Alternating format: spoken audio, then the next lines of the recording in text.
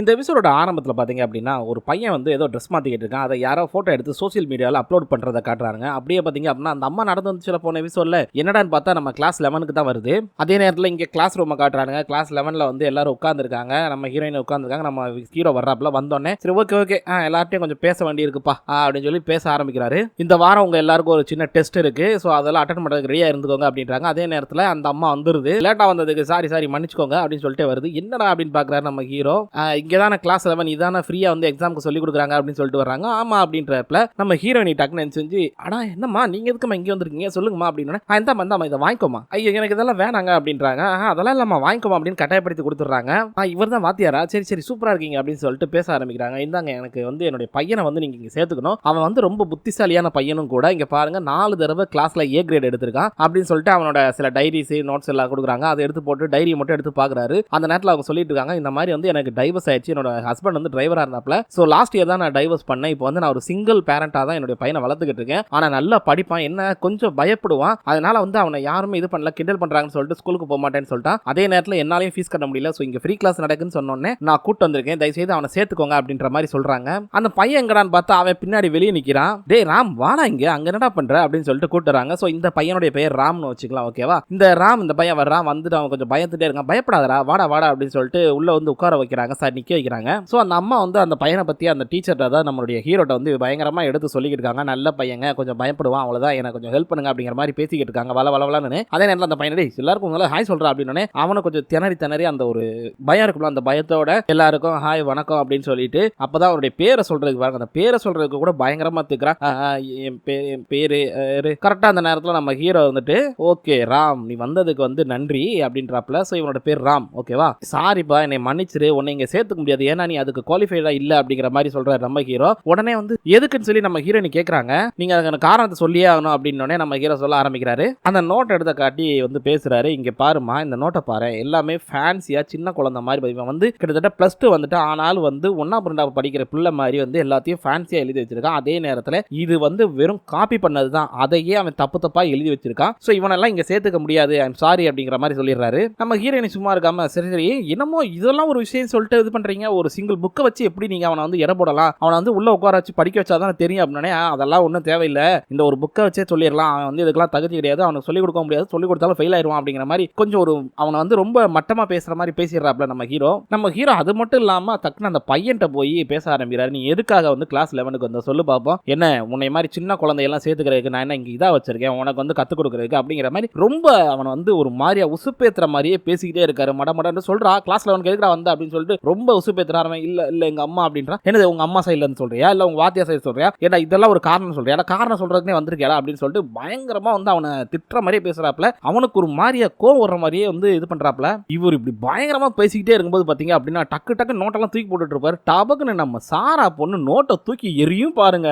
முதல்ல இதெல்லாம் அப்படின்னு சொல்லிட்டு நம்ம ஹீரோ அப்படியே ஒரு ஆச்சரியமா பாப்பாரு. நம்ம சாரா பொண்ணு வந்து சும்மா இருங்க, முதல்ல உங்களுக்கு தெரியுமா அவரை பத்தி, போன தடவை வந்து அவர் எல்லாமே கிளியர் பண்ணிருப்பாரு, ஆனா ஒரு சில சின்ன பிரச்சனைனால அவர் கிளியர் பண்ணாம விட்டாரு. அது மட்டும் இல்ல அவர் வந்து நீங்க இந்த அளவுக்கு இது பண்ணவே கூடாது அப்படிங்கிற மாதிரி ரொம்ப ஒரு மாதிரியா பேசிடும். உடனே அதே நேரத்தில் நம்ம சாமு சொல்லுவான் ஓகே அப்ப நீங்க வந்து அவரை சேர்த்துக்கல அப்படின்னா நாங்க வந்து கிளாஸை விட்டு வெளியேறோம், எங்களுக்கு ஒன்றும் தேவையில்லை இந்த கிளாஸ் அப்படிங்கிற மாதிரி பேசுவான். நம்ம ஹீரோ ஓகே லெசன் அமைதியா இருங்க, இந்த அவன் புக்கை வச்சுக்கோ, இந்த மாதிரி நான்சென்ஸான வேலையெல்லாம் பண்ணக்கூடாது அப்படிங்கிற மாதிரி புக்கை தூக்கி போடுவாரு. நம்ம ஹீரோ இதோட நிப்பாட்டல டக்குன்னு பேச ஆரம்பிக்கிறது. நீங்களா எதுக்குடா கிளாஸ் 11ல முதல்ல சேர்ந்தீங்க, அது தெரியுமாடா உங்களுக்கு, எதுக்கு தெரியாமலே பேசுறீங்க, முதல்ல இதோட ஒர்த் என்னன்னு தெரியுமா அப்படிங்கிற மாதிரி அவரும் பேச ஆரம்பிக்கிறாரு. அவன்கிட்ட கேள்வி கேட்டு அவன் தான் பதில் சொல்லணும், நீங்க ஏன்டா முந்திக்கிட்டு பதில் சொல்றீங்க அப்படின்னு சொல்லி அவங்களே சத்தம் வர்றாரு. உடனே இவன் டென்ஷன் ஆனே நம்ம ராம் டக்குன்னு பேச ஆரம்பிக்கிறான்.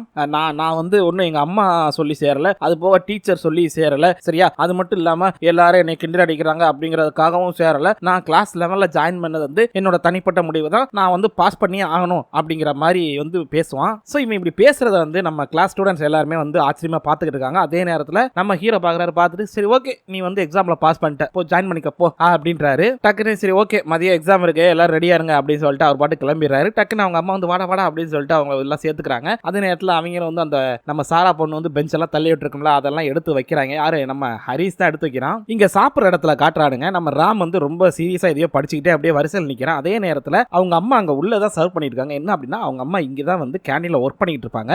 அந்த நேரம் பார்த்து நம்ம ராம பாத்துறாங்க. பார்த்துட்டு டே ராம அங்க என்னடா பண்ற, இங்க வாடா வேமா வா முன்னாடி வா அம்மா தர்றேன் பாரு வா அப்படின்னு சொல்லி கூப்பிடுறாங்க. இவன் கொஞ்சம் பயந்துடுறான். ஸோ அவனை வந்துட்டு அங்க இருக்கிற ஒரு வாட்ச்மேன் தான் கூட்டு வருவார். வாயா அப்படின்னு சொல்லி கூட்டு வந்து விடுவாரு. அப்ப கூட அங்க இருக்கிற பசங்க எல்லாம் இவன் சீட் பண்ணி முன்னாடி வரான் அப்படிங்கிற மாதிரி சொல்லுவாங்க. உடனே அந்த அம்மாயே அது என் பையன்டா சும்மா அப்படின்னு சொல்லிட்டு டக்குன்னு எல்லாத்தையும் எடுத்து வச்சு போ நல்லா சாப்பிடுப்பா அப்படின்னு சொல்லி எல்லாம் எடுத்து வச்சு கொடுக்குறாங்க. ஸோ நம்ம ஹீரோ மாதிரியே வந்துடுறாப்ல. வந்தோடனே எல்லாரும் உட்காந்துருக்காங்க. அப்போ வந்து எக்ஸாம் ஸ்டார்ட் பண்றாரு. ஸோ அப்போ வந்து சொல்லிட்டு தான் ஸ்டார்ட் பண்றாரு. இதுல கேட்ட கொஸ்டின்ல ரொம்ப பேசிக்கான கொஸ்டின் தான். ஸோ யார் வந்து பயப்பட வேணாம், நர்வஸ் ஆகாம வந்து இந்த எக்ஸாம் அட்டன் பண்ணுங்க அப்படிங்கிற மாதிரி சொல்லிட்டு பேப்பரை கொடுத்துறாரு. அப்ப கூட சொல்றாரு நம்ம ராம் மறந்துடக்கூடாதா, கரெக்டா எழுதணும் அப்படின்னு சொல்லிட்டு. அப்புறம் இன்னொரு விஷயம் சொல்ல மறந்துட்டேன், இதுல குறைஞ்சது 80 பாயிண்டாவது எடுக்கணும் நீங்க, அது மட்டும் இல்லாம 100க்கு சரியா ஓகேவா அப்படின்னு சொல்லிட்டு டக்குனு எக்ஸாம் ஸ்டார்ட் பண்றாரு. எல்லாரும் ரொம்ப ஆர்வமா எழுதிக்கிட்டு இருக்கானுங்க எக்ஸாம்.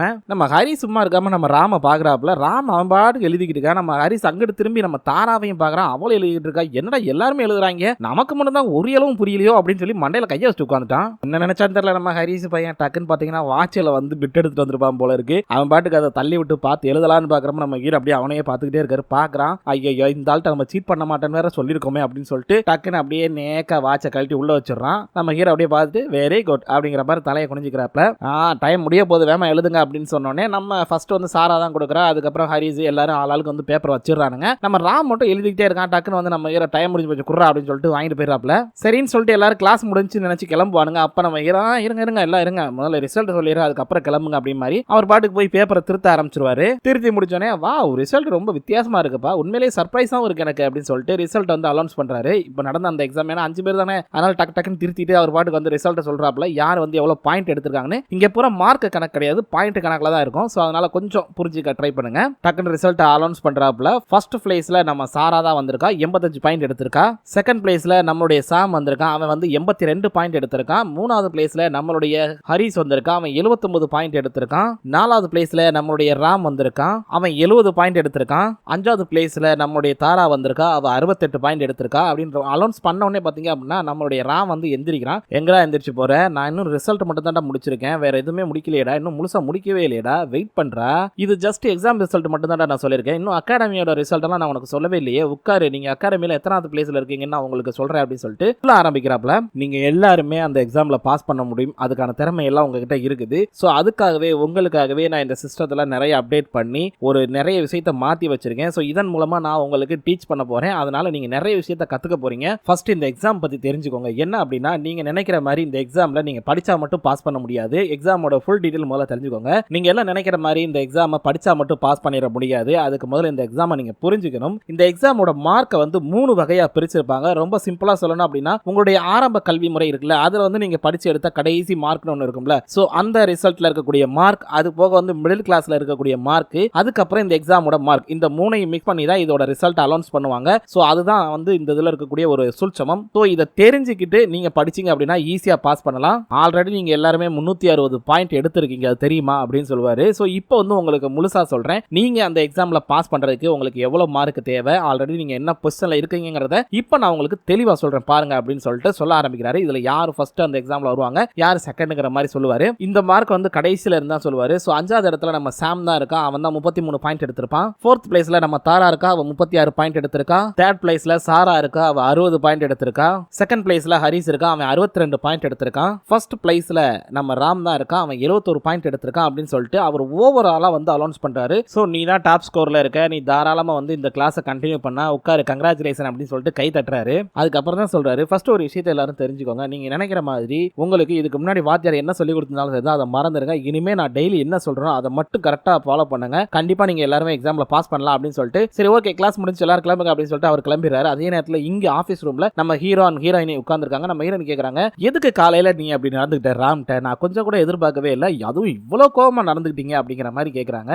நான் தூங்கும் போது எத்தனை தடவை சொல்லியிருக்கேன் இந்த மாதிரி கேள்வி எல்லாம் கேட்க கூடாது அப்படின்னு சொல்லிட்டு, விட அதெல்லாம் ஒரு சூழ்ச்சமம் தான் அப்படிங்கிற மாதிரி சொல்லிட்டு மொபைல் எடுத்து பார்த்துட்டு, நான் உனக்கு எவ்வளவு லிங்க் அனுப்பிச்சேன் பூரா டிஸ்கவுண்ட் லிங்க், அதெல்லாம் நீ யூஸ் பண்றதே இல்லையா அப்படின்னு கேக்குறாரு. பேச்ச மாத்தாதியா, கேட்டதுக்கு பதில் சொல்லியா அப்படிங்கிற மாதிரியே சொல்றாங்க நம்ம ஹீரோயினி. டக்குன்னு நம்ம ஹீரோ சொல்ல ஆரம்பிக்கிறாரு, அது உனக்கு சொன்னாலும் புரியாது நினைக்கிறேன், பட் இருந்தாலும் சொல்றேன், முதல்ல ஒன்று தெரிஞ்சுக்கோ, அவனை பத்தி நான் வந்து எடுத்து தெரிஞ்சதுல அவன் வந்து ரொம்ப அதாவது கூச்ச சுபாவம் உள்ளவன், அதே நேரத்தில் ரொம்ப பயந்த சுபாவமும் உள்ளவன். அதனால டக்குன்னு கிளாஸ்ல எல்லாரும் கூட மெர்ஜ் ஆக மாட்டான். பட் நம்ம கிளாஸ்மேட்ஸ் எல்லாரும் ஒன்னா இருக்கணும், ஒன்னா இருந்தா மட்டும்தான் அவங்க எக்ஸாம்ல பாஸ் பண்ண முடியும். ஏன்னா ஒருத்தருக்கு ஒருத்தர் உதவி பண்ணிக்க முடியும். முதல்ல ஒருத்தருக்கு ஒருத்தர் நம்பணும் ஸ்டூடெண்ட்ஸ், ஓகேலா, அவனுடைய நண்பர்களை. அதனாலதான் அவங்கள ஏத்துக்க வைக்கிறதுக்கு தான் நான் அப்படி நடந்துக்கிட்டேன் அப்படிங்கிற மாதிரி சொல்லுவாரு. ஹீரோயினி கூட உன்னை புரிஞ்சுக்கிறது ரொம்ப கஷ்டம் தாயா அப்படிங்கிற மாதிரியே சொல்லுவாங்க. சோ இதை முடிச்சோடனே நம்ம ஹீரோ பாத்தீங்க அப்படின்னா திடீர்னு வந்து ஜாக்கிங் ட்ரெஸ்ஸுக்கு மாறுறாரு. மாறிட்டு வந்து ஒரு பார்க்ல உட்கார்ந்துட்டு இருக்கும்போது டக்குன்னு ஒருத்தர் ஓடி வராரு, யாருன்னு தெரியல. அவர் கூட பேச்சு கொடுக்கறதுக்காக இவரும் கூடயே வந்து ஜாக்கிங் போறாப்ல. போனோடனே டக்குன்னு தண்ணியை கொடுத்தோன்னே, யோ உன்னை நான் கிட்டத்தட்ட ஒரு வாரமா பாக்குறேன், எனக்கு ஓயாம வந்து அடிக்கடி வர்ற, என் கூட ரன்னிங் பண்ற, பேச ட்ரை பண்ற, அதே நேரத்தில் தண்ணியும் கொடுக்குற, உன்னை பிளாக் பண்ணாலும் வந்து விட மாட்டேங்கிறியே அப்படிங்கிற மாதிரி பேசுறாரு. ஸோ எவ்வளவு நாளா ஓடிக்கிட்டு இருக்கீங்க அப்படின்னோடனே, நான் வந்து கிட்டத்தட்ட ஒரு 4 வருஷமா ஓடுறேன், எனக்கு வந்து 2 மணி நேரம் ஓடுறது பிடிக்கும், ஸோ ஒரு நாளைக்கு 2 ஹவர்ஸ் வந்து நான் கண்டிப்பா ஜாக்கிங் பண்ணியே தீருவேன், ஏன்னா அது என் ஹெல்த்துக்கு நல்லது அப்படிங்கிற மாதிரி சொல்றாரு. ஓ அப்படியா அப்படின்னோடனே, ஸோ நீங்க இன்வெஸ்ட் பண்றது எல்லாமே ஃபியூச்சருக்கு தான் அப்படின்னோடனே, ஆமா ஃபியூச்சருக்கு தான் இன்வெஸ்ட் பண்ணணும், இது ஒரு சிம்பிள் பிரின்சிபல் இல்லையா, இது கூட தெரியாது உனக்கு அப்படிங்கிற மாதிரி பேசிட்டு வர்றாங்க 2 பேரும். ஸோ அவரோட பேரு எதுவுமே காட்டல, அப்படியே இங்க நம்ம சாரா பொண்ணை காட்டுறாங்க. அவ வீட்டுக்கு வர்றா, அவ நடந்து வரும்போது பாத்தீங்க அப்படின்னா நம்ம தாரா பொண்ணு பின்னாடியே தாரா, ஸோ பக்கத்து பக்கத்துல இருப்பாங்க போல இருக்கு, இருந்தாலும் அந்த அளவுக்கு பேச்சுவார்த்தை இல்லை போல இருக்கு. சாரா வீட்டு பக்கத்துல வந்தோடனே பாத்தீங்க அப்படின்னா யோசிக்கிறா, என்னன்னு தெரியல, என்னடா திரும்ப இந்த வீட்டுக்குள்ள போகணுமா அப்படின்னு. சரி வேற வழி இல்லை அப்படின்னு சொல்லிட்டு அவள் அப்படியே வீட்டுக்குள்ள மெதுவா போறா. நம்ம சாரா வந்துட்டு வந்து ஹெல்ப் பண்ணிட்டு இருக்கா அவங்க அம்மாக்கு அங்க கடையில கூட. ஸோ அப்ப வந்து பாத்தீங்கன்னா அவங்க அப்பங்கார இருக்கான்ல, அவன் அந்த ஸ்டெப் ஃபாதர். ஸோ அவன் அந்த சாரா பொண்ணு போறதே பாக்குறான் கேமரால. என்ன அப்படின்னா அவன் கேமரா ஒன்னு இன்ஸ்டால் பண்ணிட்டு இருப்பாங்க இன்னொரு இடத்துல, அந்த நேரத்தில் கேமரா வந்துருது. வந்துச்சு வாயா அப்படின்னு சொல்லிட்டு அந்த கேமரா மேனுக்கு ஒரு டீயை கொடுத்து குடியா அப்படின்னு சொல்லிட்டு, அதே நேரத்தில் நம்ம சாரா பொண்ணு வந்துட்டு அங்க இருக்க எல்லாத்துக்கும் சர்வ் பண்ணிட்டு இருக்குது. அந்த நேரத்தில் அவங்க அம்மா கூட நின்று பேசிட்டு இருக்கும்போது சொல்றா, அம்மா இந்த மாதிரி 10 நாள் ட்ரைனிங் வர சொல்லியிருக்காங்க அப்படின்னு. என்ன சொல்ற 10 நாள் ட்ரைனிங், அதுவும் ஸ்கூல்லையா அப்படின்னோடனே, ஆமாம்மா அப்படிதான் சொல்லியிருக்காங்க, வர சொல்லியிருக்காங்க அப்படின்னு சொன்னோன்னே, ஏமா ஃபுட்டு எதுவுமே வேணான்னு சொல்லியிருக்காங்களா அப்படின்னா, ஆமாம்மா எதுவுமே கொண்டு வரக்கூடாதுன்னு சொல்லியிருக்காங்க. ஓ எல்லாமே ஃப்ரீன்னு சொல்லியிருக்காங்களா அப்படின்னு சொல்லி கொஞ்சம் யோசிக்கிறாங்க அவங்க அம்மாவும். இருந்தாலும் கன்ஃபார்ம் பண்ணிக்கிறதுக்காக என்ன பண்றாங்க அப்படின்னா, நம்ம ஹீரோனிக்கு போனை போட்டு, சரி நீ ஸ்பீக்கர்ல போடு அப்படின்னு சொல்றாங்க. நம்ம ஹீரோனி ஸ்பீக்கர்ல போட்டோன்னே அவங்களும் சொல்றாங்க, இல்ல இந்த மாதிரி நாங்க வந்து ஒரு இது ட்ரைனிங் மாதிரி அரேஞ்ச் பண்ணிருக்கோம், ஸோ அதனால 10 நாள் வந்து அவளை அனுப்பிச்சு விடுங்க அப்படின்னு சொல்லிட்டு, என்னன்னா எல்லாருமே வந்து இவங்க ஸ்கூல்ல 10 நாள் தங்க வைப்பாங்க, அதுக்காக வந்து கேட்கறாங்க. ஸோ அவங்க அம்மாவும் சரி ஓகே ஓகே நான் ஒரு கன்ஃபர்மேஷன் தான் கேட்டேன் அப்படின்றாங்க. ஒன்றும் பிரச்சனை இல்லமா நான் பாத்துக்கிறேமா அப்படின்னு சொல்லி நம்ம ஹீரோனி பேசி முடிச்சிடுறாங்க. சரி நம்ம ஹீரோனி எங்கடான்னு பார்த்தா ஷாப்பிங் மால்ல இருப்பாங்க. ஸோ நம்ம ஹீரோ வந்து பர்ச்சேஸ் பண்ணிட்டு இருப்பாரு. என்னன்னா அந்த 10 நாள் பசங்களுக்கு தேவையான எல்லாமே வந்து இவர் வாங்கி தரதுக்காக பாத்துக்கிட்டு இருப்பாரு. ஸோ இவர் வந்து என்ன பண்ணுவாரு அப்படின்னா, அங்க ஃப்ரீயா கிடைக்கிறது எல்லாத்தையும் அசால்ட்டா அவர் பாட்டுக்கு எடுத்து சாப்பிடுவாரு. ஏன்னா அப்ப கூட பாருங்க ஒரு மட்டன் பீஸ் இருக்கு, இது ஃப்ரீயா அப்படின்னு. ஆமா சார் அப்படின்னு டேஸ்ட்டுக்காக ஒரு பீஸ் எடுத்து சாப்பிடலாம், இவர் பாட்டுக்கு 2-3 பீஸ் எடுத்து சாப்பிட்டு நல்லா இருக்கு அப்படின்னு போவாரு. டக்குன்னு பார்த்தா பால் இருக்கும், அதையும் எடுத்து சாப்பிட்டுட்டு நல்லா இருக்கு ஓகே அப்படின்பாரு. இப்ப கூட கேட்பாங்க நம்ம ஹீரோ, என்னையா பண்ற நீ வாட்டுக்கு வர்ற, ஃப்ரீயா கிடைக்கிறப்போ எடுத்து சாப்பிடுற, ஒண்ணுமே வாங்கவும் மாட்டேங்கிற, இருக்கிறப்பறம் போட்டோ எடுக்கிற. நம்ம ஹீரோ ஆமாங்க போட்டோ எடுத்து வச்சுக்குவாரு. அதுக்கடுத்து ஒரு பொண்ணு வந்து சொல்லும், சார் நாங்க வந்து புதுசா ஒரு ப்ராடக்ட் கொண்டு வந்திருக்கோம், ப்ரமோஷனுக்காக வச்சிருக்கோம், நீங்க வந்து பாருங்க அப்படின்னு. ஓ அப்படியா அப்படின்னு சொல்லிட்டு ஃப்ரீயா அப்படின்னு சொல்லிட்டு டப்புன்னு எல்லாத்தையும் தூக்கி பையில அவர் பாட்டுக்கு போட்டு ஓகே ஓகே வர்றேன் அப்படின்ட்டு போயிடுவாரு. நம்ம ஹீரோயின் பார்ப்பாங்க, ஐயோ நான் செத்தண்டா அப்படிங்கிற மாதிரி, சாரிமா அப்படின்னு சொல்லிட்டு பின்னாடியே போவாங்க. நம்ம ஹீரோ பின்னாடி அவர் போய் அங்க எல்லாத்தையும் போட்டோ எடுத்துக்கிட்டு இருப்பாரு. நம்ம ஹீரோயின் பின்னாடி திடீர்னு வந்தவர் பாத்தீங்கன்னா ஒரு பொண்ணை பார்த்துட்டு ஒளிஞ்சுக்குவாரு. டக்குன்னு நம்ம ஹீரோயின் கேட்பாங்க, என்னையா என்னாச்சு ஒளியிற அப்படின்னு சொல்லிட்டு, யார் அது உன் எனிமியா அப்படின்னு கேட்பாங்க. அதெல்லாம் ஒண்ணும் இல்ல போ போ அப்படிம்பாரு. சரி அப்ப யாரு உனக்கு எக்ஸ் கேர்ள் ஃப்ரெண்டா அப்படிம்பாங்க. என்னை பார்த்தா எப்படி தெரியுது, அதெல்லாம் ஒண்ணும் கிடையாது, நான் இந்த பக்கம் போறேன் அப்படின்னு சொல்லிட்டு அவர் பாட்டு குனிஞ்சிட்டு போயிருவாங்க. நம்ம ஹீரோயின் சொல்லுவாங்க, கண்டிப்பா இது அவருடைய கேர்ள் ஃப்ரெண்டா தான் இருக்கும், அதான் இந்த பயப்படாப்ல அப்படின்ட்டு. டக்குன்னு பாத்தீங்கன்னா நம்ம ஹீரோ போன்ல அந்த போட்டோ எடுத்தாருல, அதை போராத்தையும் வந்து ஒரு ஹோல்சேல் கடைக்காரனுக்கு அனுப்பிச்சு, டேய் இங்க பாரு இங்கேயே வந்து 60% ஆஃபர் போட்டிருக்கானுங்க அப்படிம்பாரு. டேய் நீ மொத்த கடை, அப்ப வந்து நீ எவ்வளவு போடணும் அப்படின்னு சொல்லிட்டு டீல் பேசுவாரு. நீ வந்து எனக்கு 50% ஆஃபர் கொடுக்கணும் அப்படிங்கிற மாதிரி கேட்பாரு. சரி சரி கொடுக்குறேன் வாங்கிக்கோயா அப்படின்ட்டுருவான். என்ன அப்படின்னா நம்ம ஆள் வந்து இங்க வந்து போட்டோ எடுத்துட்டு அதை வச்சு ஹோல்சேல் கடையில மொத்தமா பேசி வாங்குறது. அதுக்காக தான் இந்த மனுஷன் வந்து போட்டோ வளைச்சு எடுத்துருக்காப்ல, எவ்வளவு டிஸ்கவுண்ட் என்னென்ன இருக்கு எது இல்லை அப்படிங்கறதெல்லாம். நம்ம ஹரிஸ் இருக்கான்ல, அவன் அவங்க அப்பா கூட உட்காந்து ஜாலியா சாப்பிட்டுட்டு இருப்பான். அவர் வால்மார்ட்ல இருந்து நிறைய வாங்கிட்டு வந்து கொடுத்து எல்லாம் சாப்பாடு சாப்பிட்டுட்டு இருப்பான். என்ஜாய் அப்படின்னு சொல்லிட்டு சாப்பிட்டு முடிச்சோடனே அப்பாட்ட சொல்லுவான், இந்த மாதிரிப்பா ட்ரைனிங் வர சொல்லியிருக்காங்க அப்படின்னு. டேய் மகனே உங்க அம்மாட்டெல்லாம் நான் பேச முடியாதரா, என்னால எந்த ஹெல்ப்பும் பண்ண முடியாதரா அப்படிம்பாரு. எப்பாப்பா அப்படியே பேசிப்பா ப்ளீஸ்பா அப்படிமா. சரி உங்க அம்மாட்ட பேசி பாக்குறேன் அப்படின்றாரு. அதே நேரத்தில் இங்க நம்மளுடைய சாம் வந்து சிஸ்டத்துல ஏதோ நோண்டிக்கிட்டு இருப்பான் லேப்டாப்ல. என்ன அப்படின்னா அந்த பையனோட போட்டோ போட்டாங்கல்ல, அதை வந்து ஐபி அட்ரஸா கண்டுபிடிக்கிறதுக்காக ட்ரை பண்ணிக்கிட்டு இருப்பான். அவங்க பாட்டி சாப்பிட கூப்பிட்டோன்னே அவனு போய் சாப்பிட போவான். அதே நேரத்தில் திரும்ப அந்த கிச்சன்ல கூட வச்சு பார்ப்பான். பார்த்துட்டு